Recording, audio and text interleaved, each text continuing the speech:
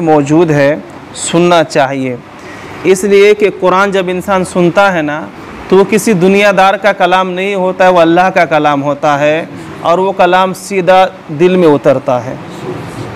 ठीक है, तो कुरान करीम फ़ुरक़ान मजीद की तिलावत की बड़ी फ़जीलत है और फिर उसके मतलब को समझना, तर्जमा समझना, उसकी गहराई में जाना, फिर वो और अलग बात है।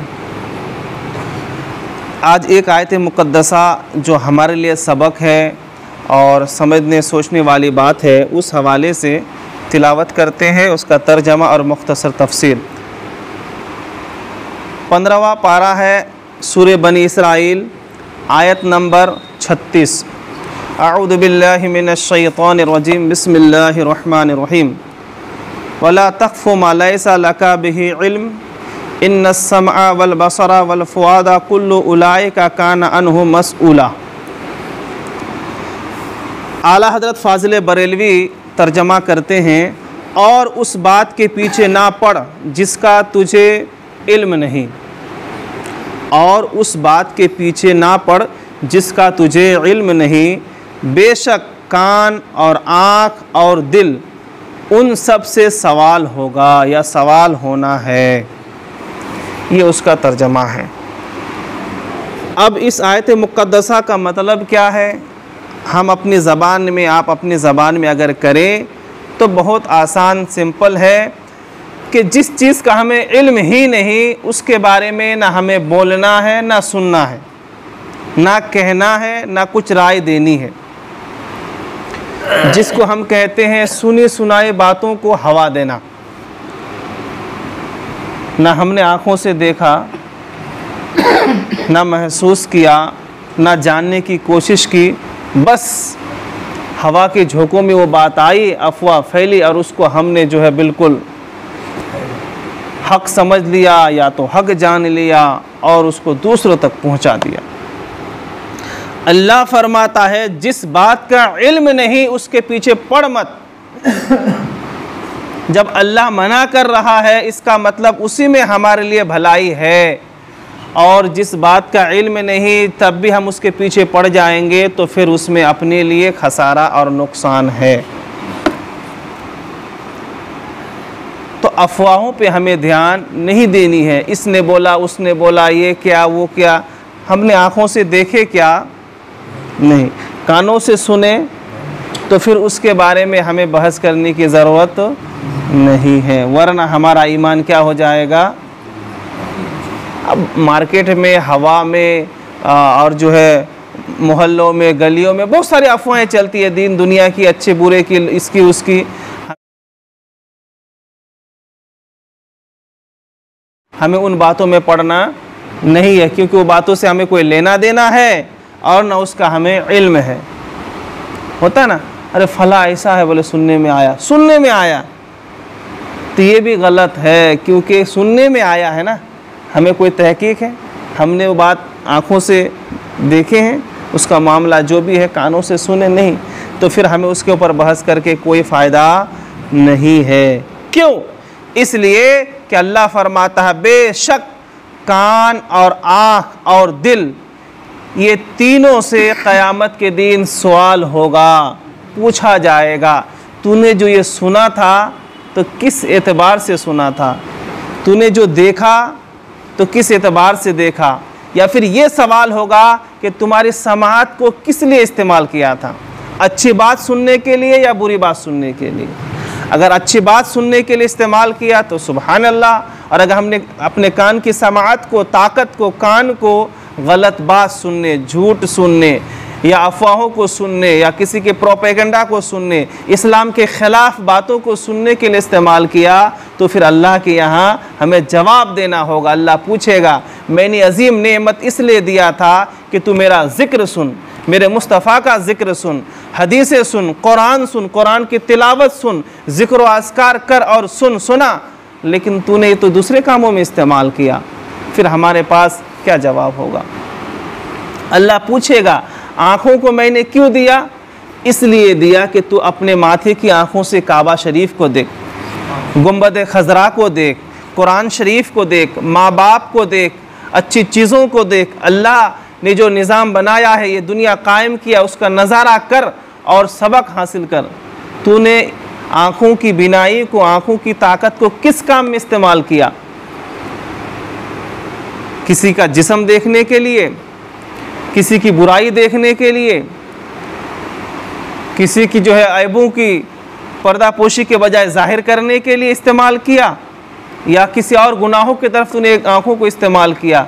अल्लाह हमें आँखों के बारे में सवाल करेगा और हमें जवाब देना होगा। अगर हम अल्लाह के सवालों के जवाब दे पाएँ तो फिर तो ठीक, वरना फिर हमारी पकड़ होगी। इन्ना बत्श रब्बिका लशदीद, उसकी पकड़ से कोई छुटकारा नहीं है। फिर अल्लाह दिल के बारे में सवाल करेगा, इस दिल को किस काम में इस्तेमाल किया? अल-हुब्बु लिल्लाह वल बुग़्ज़ु लिल्लाह के तहत इस्तेमाल किया कि बस कोई भी 2 कदम आगे बढ़ा तूने बुग़्ज़ की, हसद किया, या किसी के बारे में गलत सोचा, दिल को खोट रखा, दिल में जो है कीना रखा, दिल में जो है नफ़रतें रखा? क्या दिल को तूने इसलिए इस्तेमाल किया? या फिर सब के लिए मोहब्बत रखा, अच्छी सोच रखा, अच्छी फिक्र रखा, दिल को साफ़ सुथरा रखा, दिल को साफ़ किया, साफ़ करके रखा, अल्लाह उसके रसूल की मोहब्बत को जमा किया। इस दिल में अगर किसी के लिए नफ़रत बेदार हुई तो अल्लाह रसूल के लिए, या फिर मोहब्बत हुई अल्लाह रसूल के लिए, या फिर कुछ और था। अगर हमने दिल का इस्तेमाल सही किया तो ठीक, वरना कल बरोज़े क़यामत रब के सामने हम जवाब देने से कासिर रहेंगे और अल्लाह ताला हमें पकड़ कर जहन्नम में डलवाएगा। क्योंकि अल्लाह ताला ज़िंदगी के एक एक पल का, एक एक लम्हे का हिसाब लेगा और हमें हिसाब देना है, और एक एक जिस्म के जुज़ का हिसाब देना है कि उंगलियों को किस काम में इस्तेमाल किया, नाखूनों को किस काम में इस्तेमाल किया, बालों को किस काम में इस्तेमाल किया, कदम जब चलते थे तो कदमों को किस काम के लिए इस्तेमाल करते थे। जिस्म के एक एक पुर्जे का हमें रब की बारगाह में जवाब देना है। तब तो वो दिन 50,000 साल का होगा ना, क्योंकि हिसाब भी तो बहुत बड़ा है ना, तो दिन भी बहुत बड़ा है। 50,000 साल का वो एक दिन है, तो कोई सोच सकता है ना क्या सब तो करामा कातिबिन लिखे हैं, तो इतना टाइम क्यों है? टाइम इसलिए ज़्यादा लगेगा कि हिसाब भी बहुत बड़ा है ना, माइनस प्लस वाला हिसाब नहीं है, वो एक एक पल का हिसाब देना है। और ना वहाँ कोई गवाही देने वाला होगा आपके तरफ से, हमारे तरफ से, वह फरिश्ते होंगे, मुनकर व नकीर हों, जो किरामा व कातिबीन होंगे, जो हमारे एक एक पल का लेखा जोखा बताएंगे। तो इसलिए दिन भी बड़ा तो हिसाब भी बहुत बड़ा होने वाला है। तो अल्लाह तबारक व तआला ने इस आयत मुक़द्दसा में हमें 3 बातों के बारे में बताया।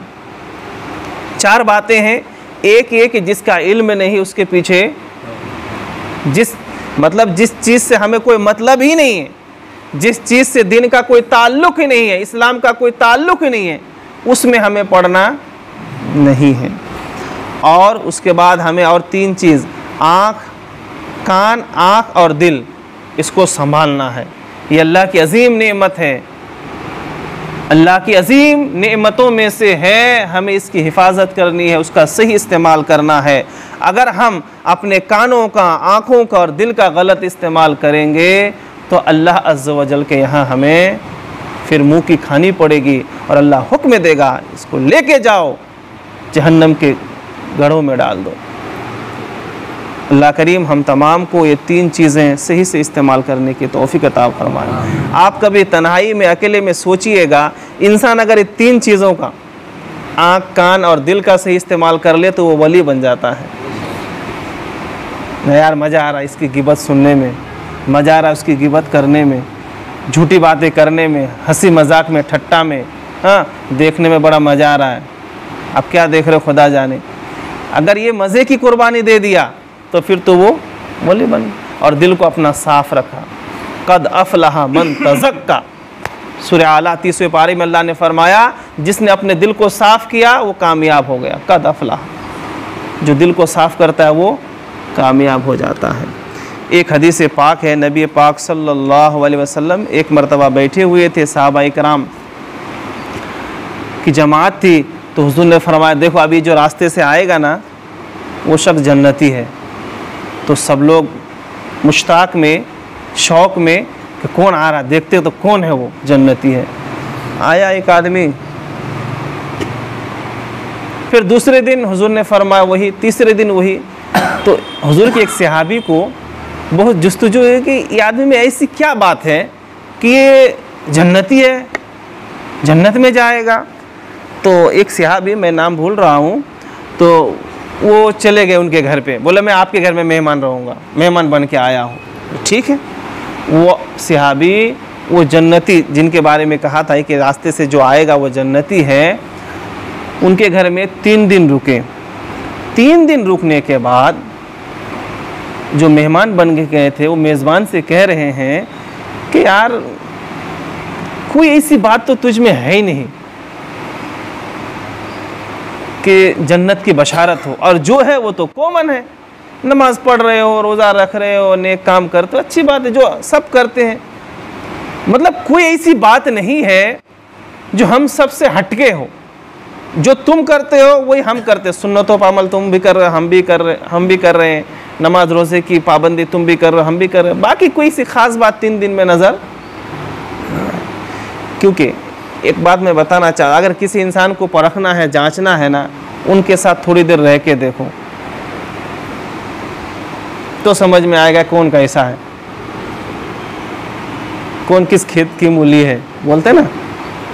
तो वो सहाबी का ये नुक्ता नज़रिया था, साथ में रहेंगे तो समझ में तो आएगा क्या बात है। तुम्हारे अंदर कोई सी खास बात तो नहीं है, फिर हुजूर ने क्यों ऐसा फरमाया कि रास्ते से जो आ रहा है वो जन्नती है, और 3 दिन तुम ही आए। तो वो शख्स कहता है, वो सहाबी फरमाते हैं कि मेरे अंदर कोई ख़ास बात नहीं है, जो भी है वो सब तुम्हारे सामने है, जो तुम करते हो हम भी वही करते हैं, बस फ़र्क इतना है कि जो मेरा दिल है ना वो साफ़ है, दिल मेरा सुथरा है, मेरे मन में किसी के लिए खोट नहीं है, मेरा दिल खोट से पाक है, साफ सुथरा है, यही मेरे अंदर कमाल की बात है। हजरते जो सहाबी थे उन्होंने कहा कि ये बात बिल्कुल सही है। इसी बुनियाद पर, इसी वजह से नबी अलैहिस्सलाम ने फरमाया कि जो रास्ते से आ रहा है वो जन्नती है। पता क्या चला, नमाज, रोज़े, हज, ज़कात, ये तो कॉमन चीज़ है, तो हमें करना ही है, लेकिन अल्लाह के यहाँ सबसे ज़्यादा मर्तबा वाला वो होगा जिसका दिल जितना साफ़ होगा। इन्नमल आमालु बिन्नियात, और नियत का ताल्लुक़ दिल से है, इसलिए दिल को साफ़ सुथरा रखना है। ये दिल ही तो सब कुछ है ना, असल है ना, ज़िंदगी के लिए भी दिल असल है और ईमान के लिए भी दिल असल है। अगर समझ लीजिए कि किसी के दोनों किडनी ख़राब हो गए, तब भी थोड़े दिन वो ढकेल ढुकल के, दोनों नहीं भी है 100% फेल, तो भी ढकेल ढुकल के डायलिसिस से आगे बढ़ जाएगा। आँख नहीं है, कान नहीं है, हाथ पाँव नहीं है, इंसान ढकेल ढुकल के आगे ले जा सकते हो। लेकिन अगर दिल ख़राब है, अटैक आया, नसें ब्लॉक हुई, तो उसका यानी दिल अगर पूरा ख़राब हो गया तो उसका कोई ऑप्शन नहीं है उसका कोई हल, क्योंकि ज़िंदगी के लिए भी दिल असल है और ईमान के लिए भी दिल असल है। जब असल है तो फिर वो कीमती है ना, तो उसको संभालना भी ज़रूरी है। जो चीज़ जितनी ज़्यादा कीमती होती है उसको उतना ही संभालना होता है। सोना चांदी कीमती है, तो घर के अंदर, घर में से कबाड़ के अंदर, कबाड़ में से तिजोरी के अंदर, और झाड़ू पोछा कीमत नहीं, बाहर चप्पल बाहर, है ना। और अगर जूता भी थोड़ा महंगा है तो वो भी अंदर।